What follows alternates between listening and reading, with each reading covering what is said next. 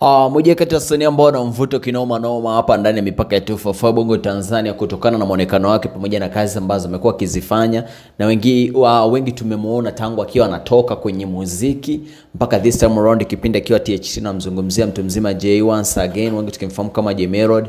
Ni moja kati ya watu ambao amekuwa akifanya poa kimuziki licha kwamba hana tuzo yoyote mpaka this time around ya kimuziki, lakini ametengeneza hit song nyingi ambazo kila mmoja anazikubali, zikiwemo ngoma kama wa peke yangu na ngoma nyingi tofauti ambazo ameweza kuzifanya mtu mzima Jay once again. This time around kuna kijana ambaye ana trend katika mitandao ya kijamii, ikisemekana ni pacha wa Jay Melody. Ni mmoja kati ya watu ambao ana melody kali ya kuimba na amefanya tayari mahojiano na vituo tofauti vya radio pamoja na TV. Ni mmoja kati ya kijana ambaye pengine anaweza akaja kumpiku Jay Melody. Hatujafahamu kama ni pacha wake kabisa au ni Jay Melody lapa, kama ambavyo umewahi kutokea wasanii tofauti wenye mifanano, wasanii wakubwa akiwemo wa Molapa na wengine wengi, na kuweza kujizolea umaarufu na mwisho wa siku kuweza kujitengenezea mpunga.